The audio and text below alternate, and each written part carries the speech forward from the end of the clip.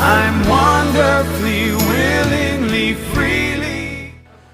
Welcome. Lilian Inga, your host again. I'm ready to take you through the wonderful experiences in the Bible. And today, I came to tell you this story as it pertains to a certain individual in the Bible who happens to sin against his brother. And this is none other than Jacob.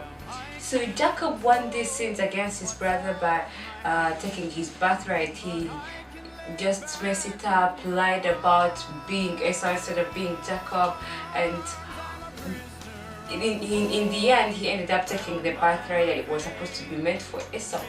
And now Jacob, from that time, he disappeared and ran away from home, and to run away from Esau because he knew what he had done. So the guilt went on for days, for years, and then Jacob one day decided he was going to make peace between himself and his brother. And on his way, what he did, he gathered different animals, he took camels with him, he actually gave servants different herds of animals. He could give them like herds of cow, and then camels, and then donkeys, and everything, so that the servants, as they got it before him, they'll meet the king, they'll meet Esau before meeting him, and they'll present those animals as gifts. And there were many, there were in folds and folds and folds, and herds of cows, herds of camels, herds of everything. And he told them, each of them, that if you meet Esau, meet my brother Esau, tell him this is a gift from Jacob, and he is also coming, and he wants to make peace between the two. So as he sent the servants forward, he was at the back, and he followed them. At some point it got dark, and then they stayed, and as he sent the servants, he sent everyone, and he stayed alone. So when he stayed alone at the land called Peniel, he stayed there, and that's where he wanted to spend the night talking to God and getting ready to meet his brother, and hoping that God would help him, that he might make peace with the brother, that the brother might not kill him, they will not fight or anything. So he stayed there, and as he was just there, it was late at night, he fought with a certain man. Like, it was a random man. He thought it was a normal individual. As he started fighting, they fought and fought and fought and fought and fought, but the battle could not end. So when it was almost in the morning, when the day was breaking, he realized he was fighting with an angel. And the angel, seeing that that the battle had lasted for too long, that he wanted Jacob to let go of him, he touched his hip, and he turned a little bit, and the hip was loose. Like, it was painful for Jacob, and it was loose. And he told them, "Who are you? Why are you fighting me? Let me go." So Jacob told him, I'm Jacob, and I will not let you go until you bless me. That was the time that he realized that he was fighting with the angel the whole night.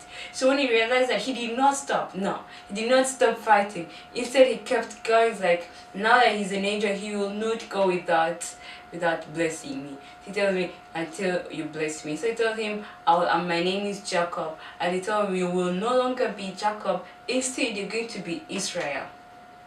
And these names, both of them, have different meanings.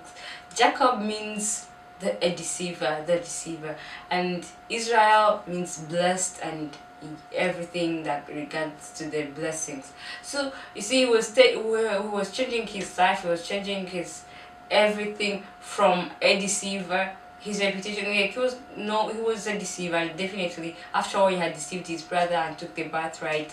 The deceiver, like, the name was really the person, and now the angel blessed him from being a deceiver to being a blessed person, and everyone who was his seed, anyone who was belonging to him, was now blessed.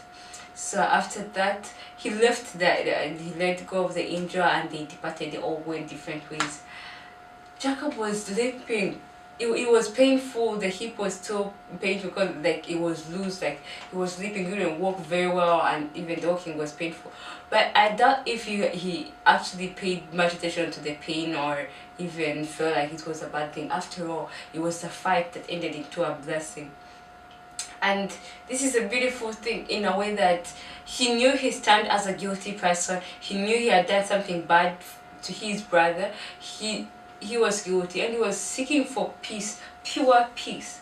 So that's why, even knowing that he's going to approach the brother, he talked to God. He wanted to stay behind and have a time alone with the God, to have God's support in this. And God proved trustworthy. He blessed him. He was with him, regardless of the fact that he had sinned against his brother. Not because God does not see or does not take into account what people do. Instead, he treats the heart that is thirsty, that wants to see peace, that wants peace, that the heart that is pure. This time he had repented, he had accepted what he had done, and all he wanted was to make things into proper place. And yes, we all sin and we do different things after we sin. So some people will sin, some of us sin, and all we do is like, oh, I'm a sinner, what can I do? Oh, I'm a sinner, after I'm a sinner, like I don't deserve anything good. So we just stay sinning, we wallow in our sin, we just stay there, we feel sorry for ourselves, but we don't even do anything else to come out of that situation. Instead, we get trapped into the guilt of the sin that we have done. We stay there, while others, like Jacob, we know that they have sinned. They repent wholeheartedly and seek for a blessing. And God looks at the intents of their heart. God looks at the pure motives and blesses us, forgives us, cleanses us of the sin that we've committed, and brings us back to life. So yes, we're all sinners. Yes, we have all sinned and fell short of His glory. But what do we do with the guilt that we get from the sin that we've sinned? We stumble and fall at different times. But when we fall, what happens? Do we wallow down and be like, oh, I've fallen and there's nothing I can do, I'm a fallen person? Or do we look up to Christ, the perfecter of our lives, the author of our lives, the one who died on the cross and promised to set us free, if only we believe in Him? So next time you find yourself guilty of anything, let the guilt, instead of leading you to the devil, lead you to Christ, lead you back to the perfect path. God bless you as you make the right decisions in your guilt.